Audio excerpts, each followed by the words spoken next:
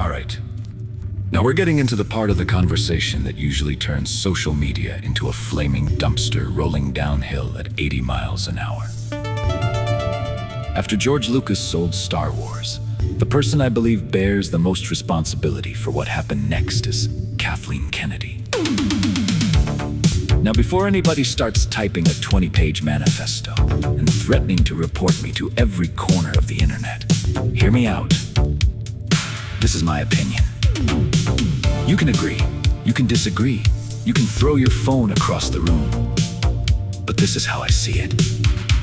When Disney bought Star Wars, fans expected leadership, a vision, a roadmap, somebody standing at the front of the ship saying, "Here's where we're going." Instead, what I saw was confusion, mixed messages, contradictions. One movie pulling in one direction, the next movie pulling in another. The third movie trying to pretend the first two never happened. It felt less like a carefully planned trilogy and more like three people fighting over the steering wheel while the vehicle was already moving. And then came the messaging. For years, it seemed like every interview, every headline, every controversy eventually circled back to one idea. Star Wars wasn't just telling stories anymore. It was trying to make statements. Now let's be clear. Strong female characters are not the problem. They never were. Fans loved powerful women in Star Wars long before Disney showed up. The galaxy already had warriors, leaders, smugglers, rebels, senators, and heroes that people admired. Nobody needed a lecture to appreciate that. What frustrated me was the feeling that identity politics sometimes became more important than storytelling. The conversation shifted.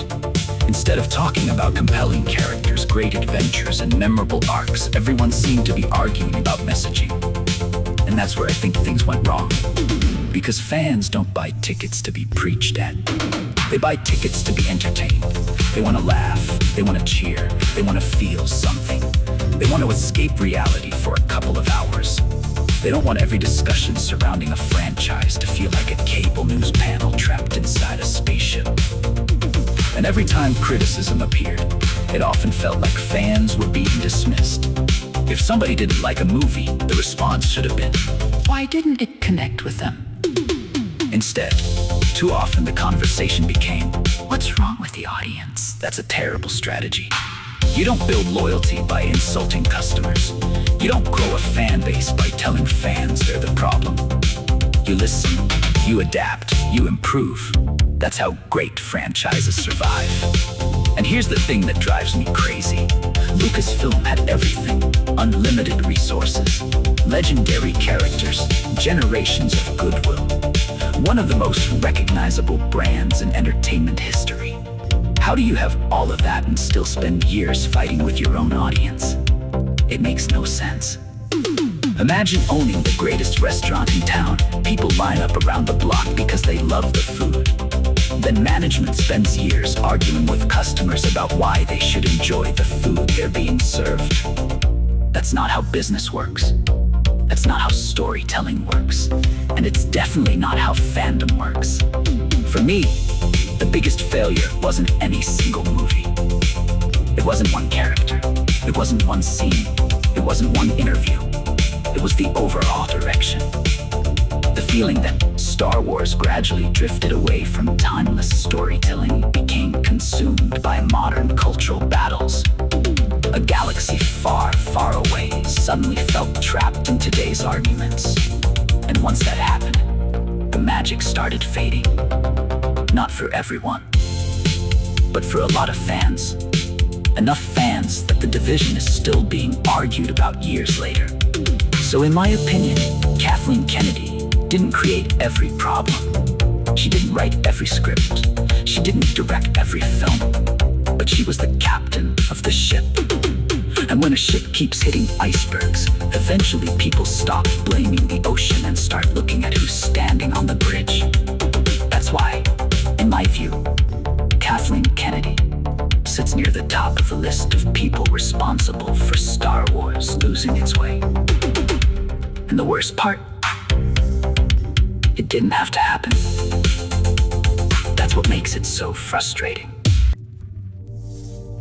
So after everything that's happened, After the canceled projects, after the endless controversies, after the interviews, after the social media wars, after the fan division, after years of headlines that seemed more focused on defending decisions than celebrating stories, I keep coming back to the same question. What exactly was the plan?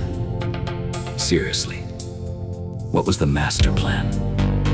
Because from where I sit, it looked like one of the most valuable franchises in entertainment history spent years reacting instead of leading. One project announced, another project canceled, a new trilogy announced, a new trilogy quietly disappears. A movie gets announced, a movie gets delayed, another movie gets announced, another movie vanishes into hyperspace. At some point, fans stopped getting excited and started waiting for the next press release explaining why the previous press release wasn't happening anymore. That's not confidence, that's confusion. And confusion is poison for a franchise built on mythology. Star Wars used to feel larger than life, a place where heroes rose, villains fell, and every story felt connected to something bigger. Under Kathleen Kennedy's leadership, at least in my opinion, that sense of direction often felt lost. Not because there weren't talented people involved, there were. Not because there weren't good moments, there absolutely were. Not because there weren't fans who enjoyed it, there certainly were. But because the franchise seemed to be constantly fighting itself. One creative team says one thing, another creative team says another. One project tries to move forward, another project tries to undo what came before it. The result? A galaxy that felt increasingly smaller, less mysterious, less exciting, less united. And perhaps the biggest mistake of all was misunderstanding the relationship between fans and the franchise. Fans aren't obstacles. They're not enemies. They're not inconveniences. They're the reason the franchise exists in the first place. Without fans, Star Wars is just a logo. Without fans, it's just intellectual property sitting in a corporate filing cabinet. Without fans, there are no sold-out theaters, no conventions, no collectibles, no legacy. The audience isn't the problem. The audience is the foundation. And whenever a company starts treating criticism as hostility instead of feedback, they're already heading in the wrong direction. Now, does Kathleen Kennedy deserve blame for every issue Star Wars has faced? No. That would be ridiculous.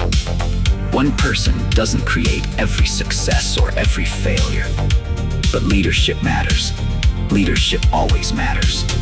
When things go right, leaders get credit. When things go wrong, leaders get responsibility. That's the deal that comes with the big chair. And from my perspective, too many opportunities were missed. Too many mistakes were repeated. Too many lessons went unlearned. Which is why, for this episode's investigation into who damaged Star Wars the most, Kathleen Kennedy moves from suspect to major contributor. Not because she hated Star Wars, not because she wanted it to fail, but because I believe she fundamentally misunderstood what many fans loved about it in the first place.